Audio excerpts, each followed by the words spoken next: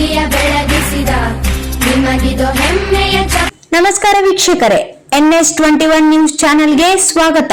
ಪ್ರಿಯ ವೀಕ್ಷಕರೇ, ದೇವದುರ್ಗ ತಾಲೂಕಿನ ಹೆಮ್ಮೆಯ ಸಾಧಕರಾದ ಬಿ ವೆಂಕಟ್ ಸಿಂಗ್ ಅವರು ದೇವದುರ್ಗ ತಾಲೂಕು ಕಾರ್ಯನಿರತ ಪತ್ರಕರ್ತರ ಸಂಘ ಪತ್ರಿಕಾ ದಿನಾಚರಣೆ ಆಯೋಜನೆ ಮಾಡಲಾಗಿದ್ದು, ಈ ಕಾರ್ಯಕ್ರಮಕ್ಕೆ ವಿಶೇಷ ಉಪನ್ಯಾಸಕರಾಗಿ ಆಗಮಿಸಿರುವ ನಮ್ಮ ತಾಲೂಕಿನ ಹೆಮ್ಮೆಯ ಸಾಧಕರ ಕುರಿತು ನಮ್ಮ NS21 ನ್ಯೂಸ್ ಚಾನೆಲ್ ವಿವರಿಸುತ್ತದೆ.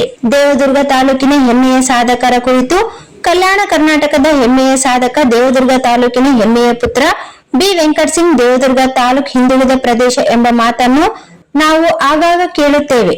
ಆದರೆ ಪ್ರತಿಭೆಗೆ ಯಾವುದೇ ಗಡಿ ಇಲ್ಲ. ಅವಕಾಶಗಳನ್ನು ಸೃಷ್ಟಿಸಿಕೊಂಡು ಸಾಧನೆ ಮಾಡಿದರೆ ಎಂತಹ ಉನ್ನತ ಸ್ಥಾನವನ್ನಾದರೂ ತಲುಪಬಹುದು ಎಂಬುದನ್ನು ನಮ್ಮ ದೇವದುರ್ಗದ ಹಲವಾರು ಪ್ರತಿಭೆಗಳು ಸಾಬೀತುಪಡಿಸಿದ್ದಾರೆ.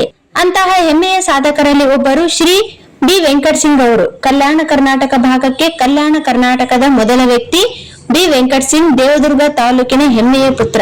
ಇವರು ಕರ್ನಾಟಕ ರಾಜ್ಯ ಮಾಹಿತಿ ಆಯುಕ್ತರಾಗಿ ಅಧಿಕಾರ ಸ್ವೀಕರಿಸಿದರು. ಕಲಬುರಗಿ ವಿಭಾಗದ ಮಾಹಿತಿ ಹಕ್ಕು ಆಯುಕ್ತರಾಗಿ ಬಿ ವೆಂಕಟ್ ಸಿಂಗ್ ಅವರು ಅಕ್ಟೋಬರ್ 16, 2025 ಬೆಂಗಳೂರಿನ ರಾಜಭವನದಲ್ಲಿ ರಾಜ್ಯಪಾಲರಿಂದ ಪ್ರಮಾಣ ವಚನ ಸ್ವೀಕರಿಸಿದರು. ನೇಮಕಾತಿ ಹಾಗೂ ಪ್ರಮಾಣ ವಚನ ಸ್ವೀಕರಿಸಿದ್ದಾರೆ. ಮಾಹಿತಿ ಹಕ್ಕು ಆಯೋಗದ ಕಲಬುರಗಿ ವಿಭಾಗದ ಆಯುಕ್ತರಾಗಿ ಕರ್ತವ್ಯ ನಿರ್ವಹಿಸುತ್ತಿದ್ದು, ಇದು ಇಡೀ ದೇವದುರ್ಗ ತಾಲೂಕಿನ ಹೆಮ್ಮೆಯ ಸಂಗತಿಯಾಗಿದೆ. ವೆಂಕಟ್ ಸಿಂಗ್ ಅವರು ತಮ್ಮ ವೃತ್ತಿ ಜೀವನವನ್ನು ಪತ್ರಿಕೋದ್ಯಮದಿಂದ ಆರಂಭಿಸಿದರು. ಜನರ ಸಮಸ್ಯೆಗಳನ್ನು ಸಮಾಜದ ಮುಂದೆ ತರುವ ಜವಾಬ್ದಾರಿಯನ್ನು ಯಶಸ್ವಿಯಾಗಿ ನಿಭಾಯಿಸಿದ ಅವರು ತಮ್ಮ ಪ್ರಾಮಾಣಿಕತೆ, ಪರಿಶ್ರಮ ಮತ್ತು ಜನಪರ ಕಾಳಜಿಯಿಂದ ಒಂದೊಂದೇ ಮೆಟ್ಟಲು ಏರಿ ಇಂದು ಮಾಹಿತಿ ಹಕ್ಕು ಆಯೋಗದಂತಹ ಮಹತ್ವದ ಹುದ್ದೆಯನ್ನು ಅಲಂಕರಿಸಿದ್ದಾರೆ. ಒಬ್ಬ ಪತ್ರಕರ್ತನಾಗಿ ಆರಂಭವಾದ ಪಯಣ ಇಂದು ಆಯುಕ್ತರ ಹುದ್ದೆಯವರೆಗೆ ತಲುಪಿಸಿರುವುದು ನಿಜಕ್ಕೂ ಯುವಜನತೆಗೆ ಸ್ಫೂರ್ತಿದಾಯಕವಾಗಿದೆ. ಹಳ್ಳಿಯೊಂದರಲ್ಲಿ ಆರಂಭವಾದ ಕನಸು ಇಂದು ರಾಜ್ಯ ಮಟ್ಟದ ಜವಾಬ್ದಾರಿಯ ಹುದ್ದೆಯಾಗಿ ಅರಳಿರುವುದು ದೇವದುರ್ಗದ ಪ್ರತಿಭೆಗೆ ಸಿಕ್ಕಿರುವ ಗೌರವವಾಗಿದೆ.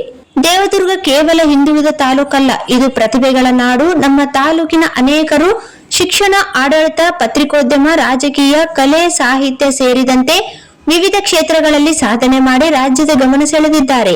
ಬಿ ವೆಂಕಟ್ ಸಿಂಗ್ ಅವರ ಸಾಧನೆ ಪ್ರತಿಯೊಬ್ಬ ಯುವಕ ಯುವತಿಗೆ ಒಂದು ಸಂದೇಶ ನೀಡುತ್ತದೆ. ಪರಿಸ್ಥಿತಿಗಳು ಹೇಗೆ ಇದ್ದರೂ ಗುರಿ ಸ್ಪಷ್ಟವಾಗಿದ್ದರೆ, ಪ್ರಾಮಾಣಿಕವಾಗಿ ದುಡಿದರೆ ಯಶಸ್ಸು ಖಂಡಿತ ಸಿಗುತ್ತದೆ.